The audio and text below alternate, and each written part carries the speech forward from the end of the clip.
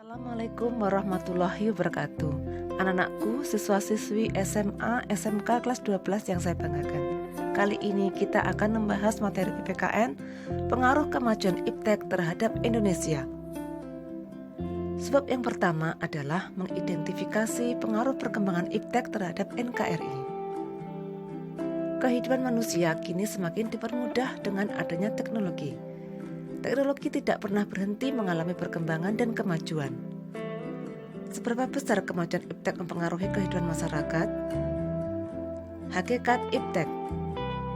Iptek merupakan pengetahuan tentang suatu bidang yang tersusun secara bersistem tentang kepandaian manusia yang dapat diterapkan untuk menunjang dan memberi kenyamanan bagi kehidupan manusia. Perkembangan iptek di Indonesia. Perkembangan teknologi sebelum abad ke-20. Di bidang pertanian, diciptakan sistem terasering. Di bidang kelautan, dibangunnya perahu layar. Di bidang busana, mengenal teknologi membatik. Perkembangan teknologi pada awal abad ke-20. Pendirian Lembaga Ilmu Pengetahuan Indonesia atau LIPI. Di bidang komunikasi, diadakannya sistem satelit domestik Palapa. Didirikannya Lembaga Persiapan Industri Penerbangan. Didirikannya Industri Pesawat Terbang Nurtanio (IPTN) yang menjadi PT Dirgantara Indonesia. Pengaruh positif dan negatif kemajuan iptek terhadap NKRI dari aspek politik, ekonomi, sosial, hukum, pertahanan, dan keamanan. Aspek politik. Pengaruh positif, semakin mudahnya pelaksanaan sosialisasi politik, meningkatnya partisipasi politik sehingga akan meningkatkan kualitas dan kuantitas kebijakan publik oleh pemerintah. Berkembangnya media massa menjadi sarana menyebarkan berita tentang penyelenggaraan kehidupan politik. Pengaruh negatif. Masyarakat semakin mudah mengetahui isu-isu politik dan menjadi senjata untuk memprotes pemerintah. Semakin dikenalnya ideologi asing yang jika tidak bisa memfilter akan mempengaruhi pemikiran akan paham ideologi lain. Aspek ekonomi. Pengaruh positif. Bertambahnya investor asing yang menanamkan modal ke Indonesia.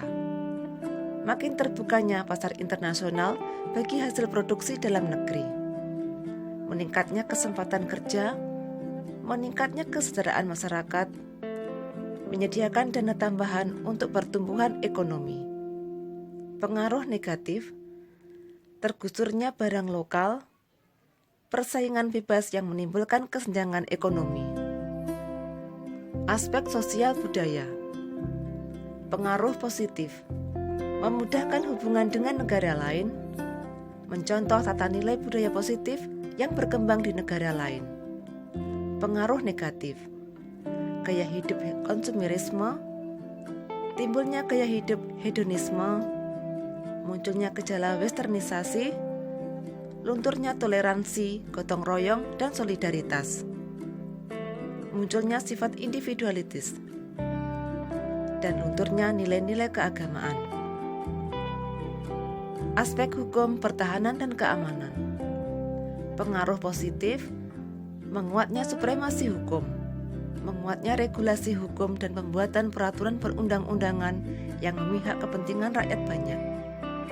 Menguatnya tuntutan terhadap tugas-tugas penegak hukum yang lebih profesional, transparan, dan dapat dipertanggungjawabkan. Menguatnya supremasi sipil dengan mendudukkan tentara dan polisi sebatas penjaga keamanan, kedaulatan, dan ketertiban negara. Pengaruh negatif. Tidak stabilnya kondisi keamanan bangsa dan negara karena adanya tindakan anarkis masyarakat. Berkurangnya peran serta masyarakat dalam pertahanan dan keamanan. Sebab yang kedua adalah membangun sikap selektif dalam menghadapi berbagai pengaruh kemajuan iptek. Sikap tanggung jawab dalam pengembangan iptek. Teknologi merupakan kebutuhan bagi setiap orang. Setiap orang harus bertanggung jawab dalam mempelajari dan menerapkan teknologi dalam kehidupannya. Dengan kata lain, bahwa pemanfaatan dan pengembangan iptek harus dilakukan demi kesejahteraan rakyat. Penerapan dan pemanfaatan hasil iptek harus mengingat pada etika sosial kemanusiaan atau etika moral serta nilai-nilai agama. Sikap selektif terhadap pengaruh kemajuan iptek. Yang pertama, di bidang politik, mengembangkan demokratisasi dalam segala bidang, mengaktifkan masyarakat sipil dalam arena politik, mengadakan reformasi lembaga-lembaga politik agar menjalankan fungsi dan peranan secara baik dan benar, memperkuat kepercayaan rakyat dengan cara menegakkan pemerintahan yang bersih dan berwibawa, menegakkan supremasi hukum, memperkuat posisi Indonesia di kancah politik internasional. Di bidang ekonomi, menerapkan sistem ekonomi kerakyatan dengan mewujudkan hal-hal berikut. Sistem ekonomi dikembangkan untuk memperkuat produksi domestik untuk pasar dalam negeri sehingga memperkuat perekonomian rakyat. Pertanian dijadikan prioritas utama. Industri-industri harus menggunakan bahan baku dari dalam negeri. Diadakan perekonomian yang berorientasi pada kesejahteraan rakyat. Tidak bergantung pada badan-badan multilateral seperti IMF, Bank Dunia, dan WTO. Mempererat kerjasama dengan sesama negara berkembang untuk bersama menghadapi kepentingan negara-negara maju.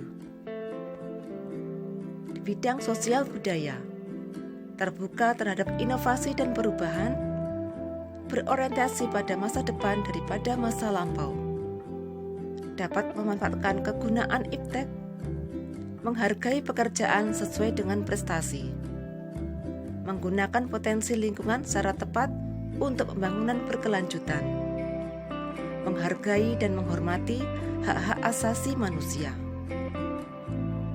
Demikianlah anak-anakku materi yang saya sampaikan pada pertemuan kali ini.